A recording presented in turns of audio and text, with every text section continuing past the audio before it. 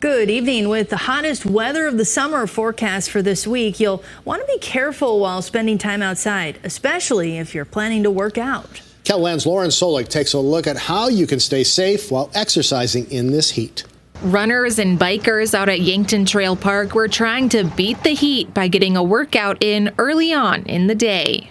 Triple digits is like kind of intense for us, so yeah, we're glad to get it in early.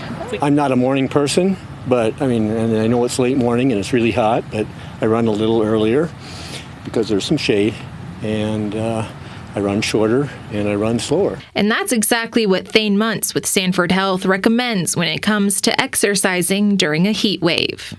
Reducing the intensity of activity, reducing the duration of activity, and maybe exercising during a different time during the day. Now, you might think exercising out here in the heat would make you sweat more, leading to a more effective workout, but that's not necessarily the case.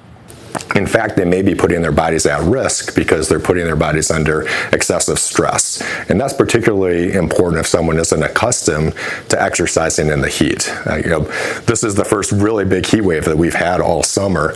And if someone just starts to run outside or cycle outside because they think this is the prime time to do that, that's probably a bad idea. Now, Muntz says when it comes to recovery, hydration is key. People often think about hydrating before exercise and during exercise, but it's really critical to hydrate after exercise as well, because that's when you replace the fluids that you lose during the exercise itself. And finding somewhere out of the sun to cool down is good too. Our plan is to go home and stay in the basement for the afternoon. In Sioux Falls, Lauren Solich, KELOLAND News.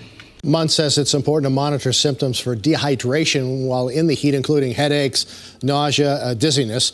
More serious signs indicating that you do need medical attention include, of course, collapsing, some labored breathing, and going in and out of consciousness. For more ways to stay safe while exercising in the heat, you can visit this story on KELOLAND.com.